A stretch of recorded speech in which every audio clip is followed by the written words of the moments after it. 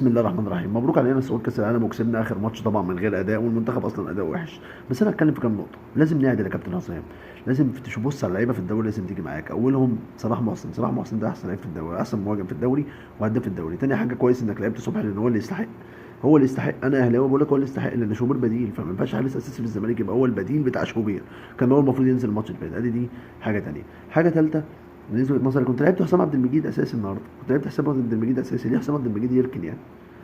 في حاجة تالتة بقى وأخيرة يعني وأخيرة، العدل يا كابتن حسام. حاول تظبط القايمة. المنتخب ناقصه كتير. الفيرود بتاعنا زي ما قلت لك لازم تبدله وتجيب صلاح محسن لأن الفيرود ده تعبان. نص الملعب بتاعنا برضه محتاج ظبط. أنا مش شايف كوكا يشيل نص ملعب أو محمود صابر والناس الكحة دي. ورامي ربيعة ما يلعبش على حسام عبد المجيد بأمانة يعني. رامي ربيعة ما يلعبش على حسام عبد المجيد. ياسر إبراهيم أوكي، بس رامي ربيعة يلعب ليه على حساب حسام عبد المجيد. وليه كوكا بيلعب في نص الملعب مكان لعيبة تستحق مكانه في نص الملعب. والنبي راجع نفسك تاني يا كابتن.